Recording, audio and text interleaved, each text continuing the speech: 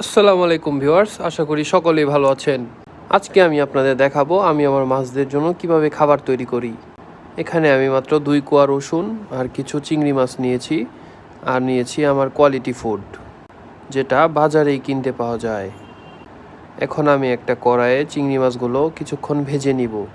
এটা ভাজার কারণ হচ্ছে, এটা যদি আপনারা ভেজে নেন তাহলে তাড়াতাড়ি গুঁড়ো হবে যখন আপনারা এটা ব্লেন্ডারে দিবেন। প্রায় অনেকটা সময় নেড়ে চেড়ে ভালোভাবে ভেজে নেবেন চিংড়ি মাছগুলো। খেয়াল রাখবেন এগুলো যেন বেশি পুড়ে না যায়, অবশ্যই অল্প আঁচে ভাজবেন। আমি এখানে চিংড়ি মাছগুলো প্রায় 3 থেকে 4 মিনিটের মতো ভেজে নিয়েছি।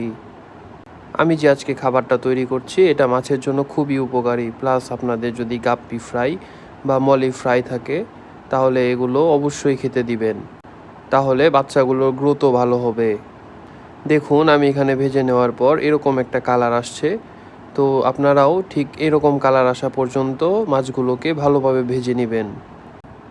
আমি এখন এখানে বাজার থেকে যে কোয়ালিটি ফুড পাওয়া যায় সেটা অ্যাড করে দিব।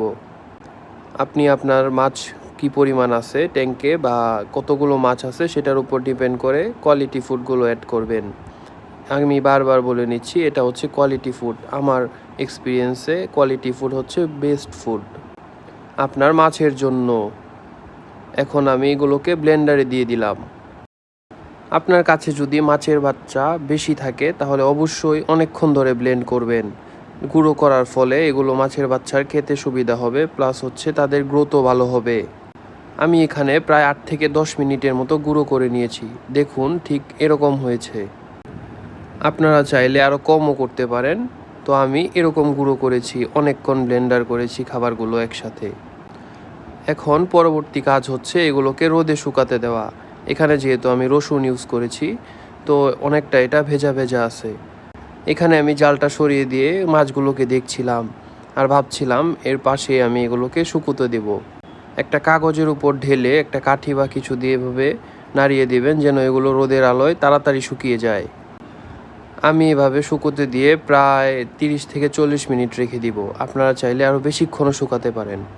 এই খাবারটা আপনি আপনাদের মাছকে অনেক দিন স্টোর করে খাওয়াতে পারবেন।